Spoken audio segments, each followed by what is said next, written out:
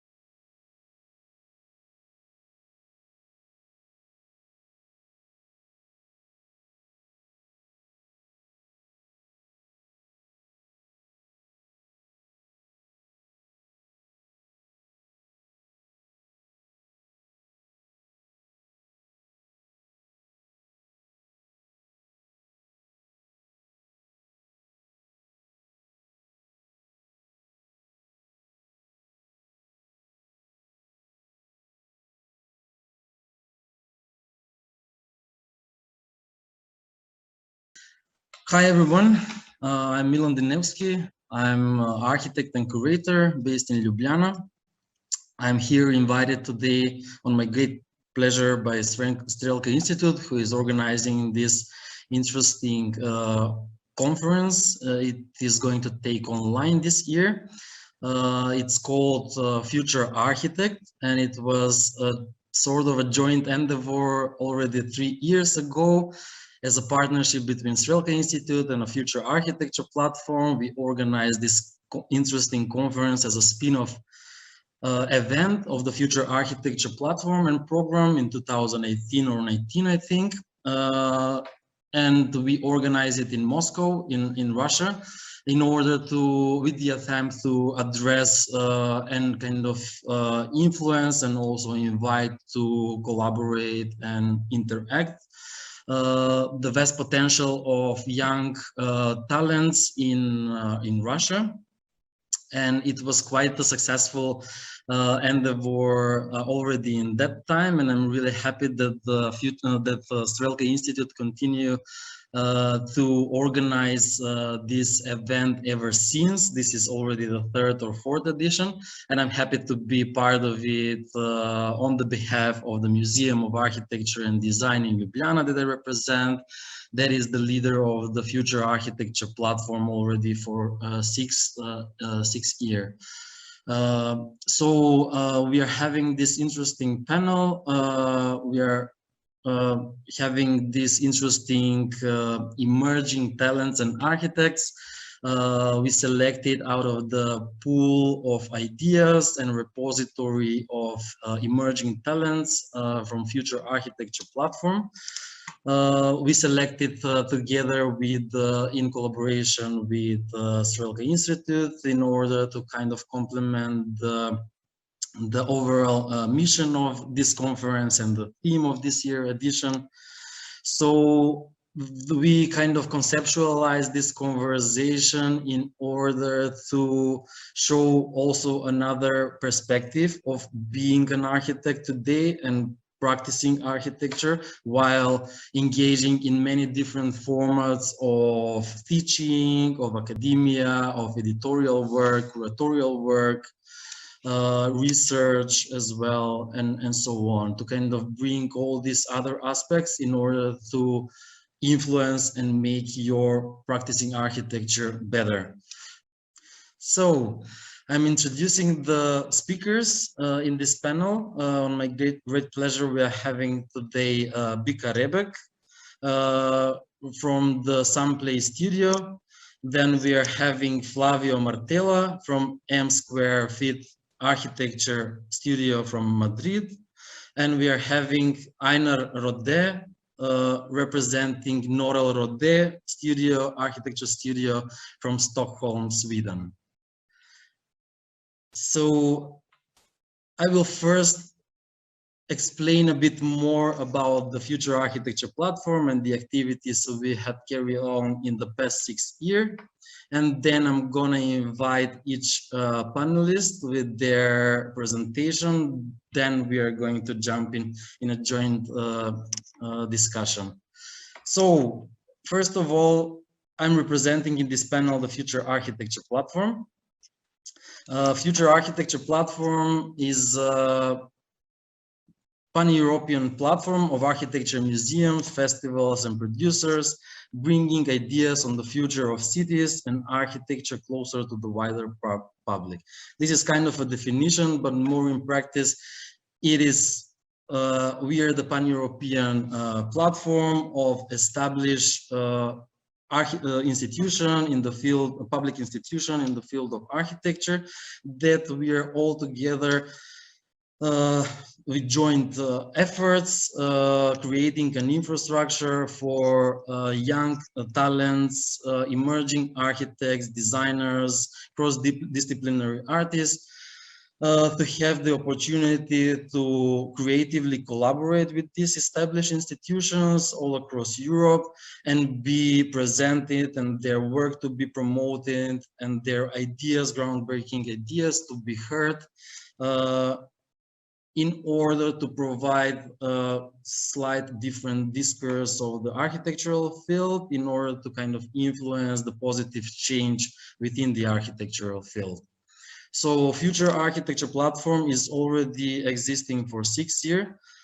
This is the final 6th year of the Future Architecture Platform. We are at the moment gathering 28 architectural institutions from 24 European cities.